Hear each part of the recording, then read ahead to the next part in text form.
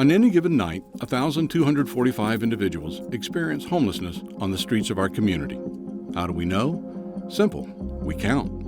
Every year, somewhere in the last 10 days of January, Spokane joins cities all over America for an event called the Point in Time Count.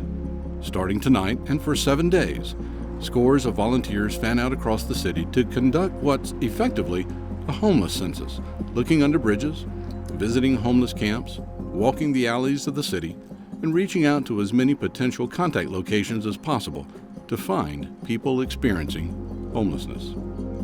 According to the 2018 point-in-time count, on any given night in Spokane, 1,245 individuals experience homelessness. 935 of those were in emergency shelters, while another 310 slept in places not designed for human habitation.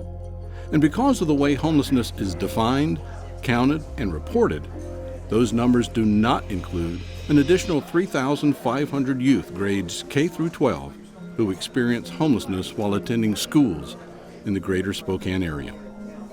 Each year, the Planning Committee for the Spokane Homeless Connect works with the City of Spokane to schedule the Connect to coincide with the annual point-in-time count so that people coming to the Connect to find services can also be included in the count. Tonight, we're at the Canon Street Warming Center in Spokane to help conduct the 2019 point-in-time count. Spokane's gone digital, trading paper census forms for a smartphone or tablet app tailored to conduct tonight's count, improving the overall accuracy of the count and allowing planners to track the count in real time. This annual homeless census represents a genuine attempt at an accurate snapshot of homelessness in the greater Spokane area. A more accurate count should yield better data, and better data will help the city and agency planners to better tailor solutions to specific needs and to allocate resources accordingly. Tisha Danzig is part of the City of Spokane team that organizes, conducts, and analyzes the count. So the point-in-time count is an annual survey. It happens in the last 10 days in January, and it's a requirement for all communities that receive funding from the Department of Housing and Urban Development, so from HUD. And we use it as an opportunity to survey individuals that are experiencing homelessness and learn more about their situations, the landscape of what's going on for them, including barriers that are preventing them from getting housed, how long they've been in our community, and other questions like that, along with demographic information that HUD is really curious about. But we really do look at it as an opportunity to learn more about homelessness in our area, in our region, and then be able to make some really strong resource allocations or programmatic changes throughout the year. After a couple of hours, nearly all of the 43 people staying in the warming center have been interviewed and counted. Some choose not to participate, and that's okay. It reminds us that any count of those experiencing homelessness will always be a work in progress. I compare it to nailing Jell-O to a tree.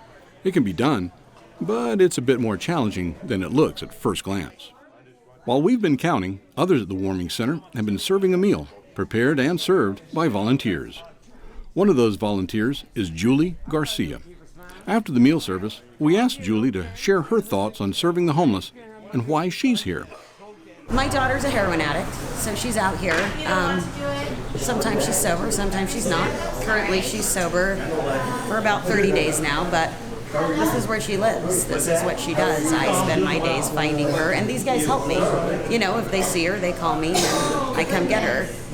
She's 23. I raised my 3-year-old granddaughter. So I know what this life is. I know what these guys struggle with. I know what addiction and mental health, what problems they have in the community, you know, and what resources aren't available to them. They're outside, and yesterday it was 19 degrees. I was outside for 2 hours and I was frozen. And these guys are standing out at Salem at 4, you know, trying to get a spot. So I can't imagine what they go through standing out there. They're freezing just standing in line. And we're struggling to keep food hot for them. I can't imagine just trying to keep their feet warm. And out here, dry feet is life. Like, your feet get wet and you die. You know, they get frostbite, they end up at the hospital, and that's it. It's over after that for the winter. As tonight's count winds down, and as Julie and her team pack up their food service, I'm reminded that this shelter is filled with personal stories of painful journeys, both for the people experiencing homelessness and for the people who love them. It would be a mistake to conclude that the point-in-time count and all the improved data it provides will magically solve homelessness. If only solving intractable community problems like homelessness was as simple as an app and a count. The theme of Spokane's point-in-time count is Everybody Counts. That theme serves as a reminder. First, it reminds us that every man, woman, and child experiencing homelessness, hunger, and marginalization in Spokane matters. They count. Second, it reminds us that counting and identifying those in need throughout our community requires a genuine community effort.